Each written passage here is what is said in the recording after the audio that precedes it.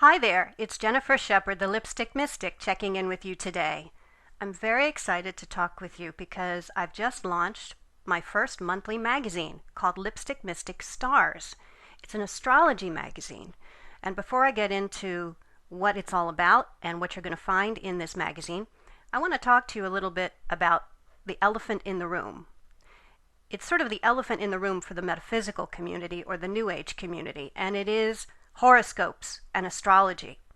People really have a love-hate relationship with astrology, and I totally understand that. In fact, a lot of people don't understand why this is so, and I want to talk with you a little bit about that today. I've written a bunch of articles on my website, lipstickmystic.com, talking about how are horoscopes real, are horoscopes fake, what's going on with those things that you read in so many magazines and newspaper publications. And a lot of people don't really understand the origins of horoscopes. Astrology is a very complex art that takes into account over 11 different signs that you have in different placements and different positions in your unique birth chart. And no two charts are the same, not even twins born within minutes of each other. They'll usually have a different rising sign and other influences going on that are different. But people are forced to read these very limited sun sign oriented horoscopes in the newspaper. And your sun sign may be in one placement. You may have your moon sign in a different position. You may have your rising sign in another one. Then there's your Mercury, Venus, Mars, Jupiter, Uranus, Saturn, Neptune, and Pluto, all in different placements sometimes. And so when you read your horoscopes, you're going to find that these little fortune cookies that are just a couple of sentences long do very little to enlighten you or inspire you. And so people, of course, think that astrology is fake and that horoscopes are silly. And what happens, too, is newspapers and magazines often hire people who are not astrologers to write horoscopes. And I know about this from experience because I've been writing horoscopes for about 10 years now, both as a syndicated newspaper columnist and as a magazine columnist and a website columnist. I've written something really crazy, like about 1 million horoscopes by now. And the reason why I do that is many years ago, I started out trying to write about genuine spiritual development, psychic gifts, holistic health, and I was getting column gigs in various holistic magazines, which was great. I would get to reach people on a monthly level talking about issues that I think are important metaphysically about your spirituality and meditation and affirmations and coming into your power as a spiritual being. But that wasn't considered mainstream enough to ever get me any kind of writing positions on, a major women's magazine or a teen magazine. They all just wanted horoscopes. There seems to be a file inside the editors' heads of all mainstream publications in regards to astrology. And in that file, the only word that fits is horoscopes.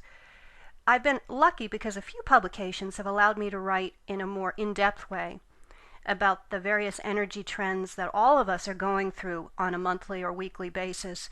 And then I would be able to give people suggestions about how to maneuver through those times, like Mercury retrogrades or full moons or difficult transits to Saturn. And I loved writing those, but very often those publications went out of business. They were a little more open-minded about the metaphysical stuff. So that leaves me with a very strange position where I have to keep my name out there, the Lipstick Mystic trademark, so I can get traffic to my website, lipstickmystic.com, and to my books and my publications. But at the same time, I leave these horoscopes in various publications kind of like breadcrumbs to draw people into what I hope will be my more in-depth writing at my website and the real stuff that I'm about as a healer and as a psychic and as a teacher. So I myself have a love-hate relationship with astrology only because every week I have certain clients I have to write horoscopes for. And I am often, shall we say, pulling them out of Uranus. They're coming from a zone that's very, very painful and constricted, especially when you've been writing a gazillion horoscopes for a decade. But I've long thought it would be really nice to do what I want to do, to come out with some sort of feature where I can really talk about the energy trends that people are going to be going through and give you guidance in advance to navigate through these different storms and different turbulence and different influences, because we are all, this is what's sad, it gets lost with conventional horoscopes, we are creatures of energy. and we are creatures of electromagnetic energy, and we respond to the electromagnetic fields of the Earth. Those fields change and shift on a somewhat predictable basis, although some things have changed because of the interference of cell phone towers and all the devices we have, which sometimes jam or change the frequencies that we're maneuvering through. But for example, the ancient people long ago knew that at the solstice and equinox times, and the little period halfway between the summer solstice and the equinoxes, which is kind of like a half solstice, those are the days like Groundhog Day, or it's also called Imbolc, May Day, Lammas, Halloween. Those are the halfway points between the main solstice and equinox times. But during those times, there is an increased electromagnetic charge that comes off the ley lines of the Earth. And I always find that it's so much easier to do psychic work during those times. I love those times to do meditating, to do shamanic journeying, to do any kind of healing work that I'm doing, because it's just easier. There is a richer body of energy available to tap into at the solstice and equinox times. And we're moving right now, at the time of this recording, into the summer solstice here in the Northeast, which comes up here on June 21st. And in the southern hemisphere, you'll be having the winter solstice. And the 3 days leading up to that time and coming out of it, you're in this wonderful electromagnetic field that's heightened. And this is why all the indigenous peoples scheduled spiritual celebrations around those times, because you want to sort of take that good energy and put it to good use with affirmations, with prayers, with celebrations, with rituals, with whatever part of your spiritual practice is comfortable to you, because you're going to get the most effects out of it using those times of year to really focus on accessing those energies. And astrology is just one tool to help you understand the sequence of these various cycles that we connect to. There are some cycles we connect to here on the Earth, the solstice and equinox times primarily. There are things that we respond to related to the moon, mostly the full moon and the new moon times, which are very powerful, very intense. And again, there's energies involved with leading up to those times for 3 days coming in and 3 days coming out. And depending on what sign the moon is in, like it's in Cancer, it's in Taurus, it's in Capricorn, the flavor or the mood of that new moon or full moon will change, and it will impact people differently depending on their unique birth chart and where their moon sign is and where their sun sign is and where their rising sign is. So there's this complex interplay of us, the Earth, the planets, and we're all beings of energy. We all give off emanations and radiations that we respond to and react to. Sometimes certain influences create a lot of tension, like Mercury retrograde is not a fun time, and we're heading into one very soon. But there are ways to micromanage even the worst or the most tense influences. Full moons are often quite messy. You can talk to anybody who works in an emergency room or in a psychiatric institution or in any kind of rescue, fire squad, policeman kind of role. Things always get more intense at a full moon. The full moon acts as almost like a magnet to draw out all the psychic and emotional poisons that live inside people. And depending on how poisonous they are with their own despair or their own trauma or their own unresolved stuff, they'll act out. There's just a higher portion of people going crazy at that time. So these are not things to be afraid of, but a good astrologer will help you anticipate these times. And I look at it very much like giving you a cosmic roadmap, and here you are on life's journey, and you don't want to go down the road that's closed or any kind of difficult passages where you're not going to be able to get where you want to go. And at its best, astrology can really help you understand these trends. So I've been wanting to come up with a sort of official way to help people with this information that goes way beyond my silly little horoscopes that a lot of people find syndicated all over the world right now. And I want to give a shout out to my Chinese readers who really love one of my columns called Lipstick Mystics Love Forecast. I'm so grateful to have readers all over the world finding that, and then finding my website where I get to publish my more in-depth information that's more powerful and authentic and hopefully helpful. So I have come out with a monthly magazine. It's just launching now. Whenever you listen to this recording, you'll find that the new issue is coming out around the 15th of each month. And the reason why I'm bringing it out in the middle of the month is because it's an astrology magazine, Lipstick Mystic Stars, and I wanted to orient it around the time of the month when the sun changes signs. The sun moves into a new sign between about the 18th and the 22nd of the month. And when it does that, it sets off a 4-week period in which people who have that same sun sign go through basically a spiritual new year. Lots of good energy coming to them, a really powerful time for them to do work like healing and self-reflection and letting go of toxic stuff and moving forward with their lives. And it happens around somewhere around the 19th or the 20th usually, and it ties over to the middle of the next month. So each issue of Lipstick Mystic Stars will cover a 30-day period starting in the middle of the month and going to the middle of the following month. And you can purchase these issues individually. It's a magazine, and it has graphics and pretty artwork that I've designed, but it's also a lot of in-depth information that's written that's really designed to help people with every different sun sign and other signs navigate through all the different planetary changes that month. You'll be able to access it anywhere you live in the world, because it's right now I'm publishing it as in an e-format as a PDF file, which you can download instantly to your computer and either print out or just enjoy on your monitor. And I'm not going to take subscriptions for a year's worth of subscribers, because people these days, you might want something one month and not want it the next and then come back to it later. You don't have to make a commitment.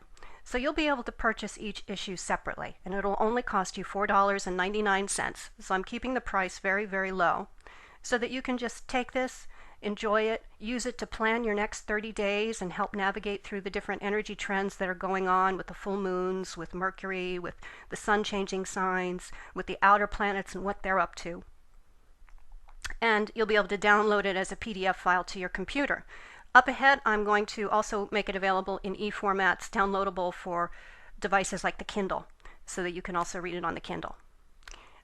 Each issue, as I said, is in PDF file format, so you'll need one of the software programs like Adobe Reader, which is a free program put out by Adobe that allows you to read a PDF file. And, excuse me.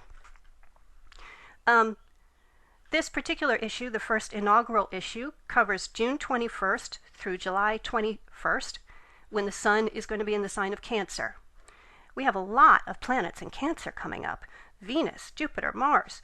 There's a lot going on. And then Mercury is retrograde in Cancer from roughly June 17th through July 27th. So we have a lot of issues related to Cancer that will be enacted for all of us, whatever's going on in your chart. Cancer is a very interesting sign.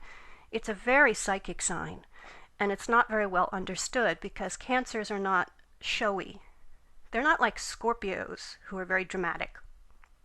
I mean, you always know what a Scorpio is thinking, even if they're just staring at you and sort of telepathically beaming stuff at you. Scorpios express themselves very easily. Cancers are more withdrawn, they're more internal, they're more self-contained, and they're represented by the animal, the crab, with that outer shell. And that really represents their cushion that they have, where they don't always feel completely comfortable expressing the intense things that they perceive and they feel. But they feel things acutely. They're a very nurturing and loving sign, and they're probably the empath of the zodiac. They're really strong psychic empaths. They pick up energy from around them and the people around them like a psychic sponge. And with so many planets in the sign of Cancer, more extroverted signs like Leo and Sagittarius and Aquarius are going to feel a little bit off their game because they're going to be sort of encouraged to pull within and to be more grounded and to be more still. Whereas signs that are a little shyer and a little more introspective, like Virgo, will feel more in their element, because that's how they naturally go through life, is in sort of more of a quiet and private sort of way.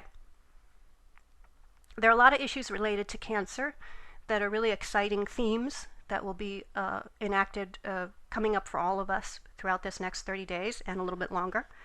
And also Jupiter is going to be moving into the sign of Cancer and spending 12 months there. And that's a very broad, very long-term influence.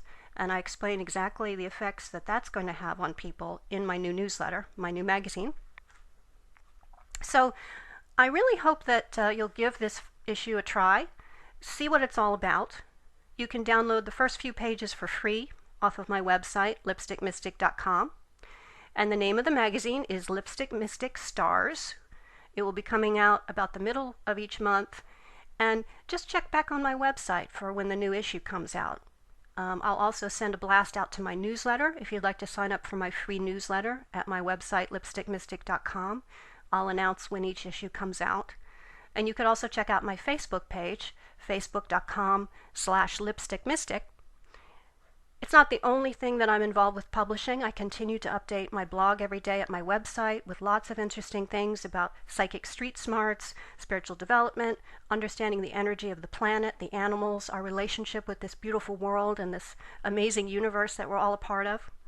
And I also talk about how to avoid negative influences and negative entities and things that can be pressuring you to behave badly and to harm yourself. Because I really believe in spiritual street smarts, and it's not taught very much by most metaphysical teachers.